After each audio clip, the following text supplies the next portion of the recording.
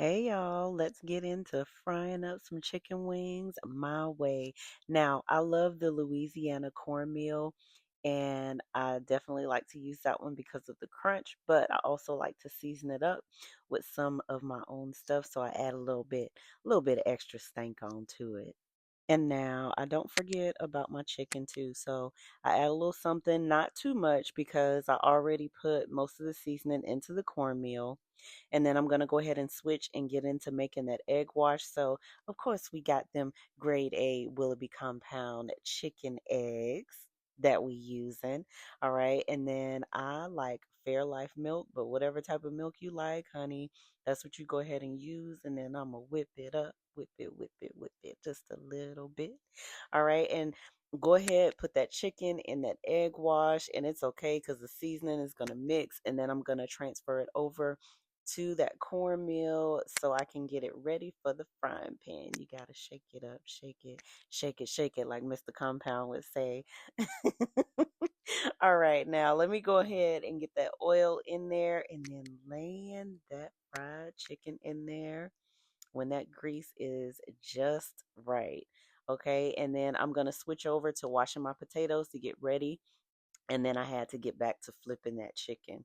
All right, because I want to make sure that I cook it the right amount of time on both sides, and then I can get back to those potatoes. Okay, so I am using red potatoes to do my mashed potatoes, and I'm gonna put those in water, put it on the stove, let it boil, all that good stuff until they're nice and tender.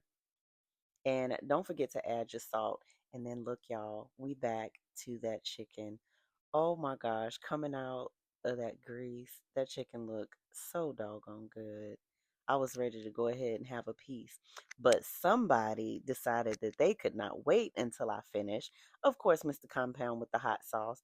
All right, and then I'm also doing the asparagus. So I'm going to put the asparagus in the oven, but I like to put a little bit of olive oil, and then I'm going to add my seasonings that I like to add. Depending on what the meal is, will depend on what I decide to season those with.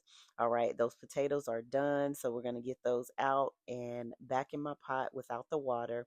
So I can go ahead and add a little butter, a little bit of sour cream, and my favorite seasonings for those mashed potatoes, and then go ahead and get to smashing. Yes, we use the elbow grease, and then back to that Fairlife milk.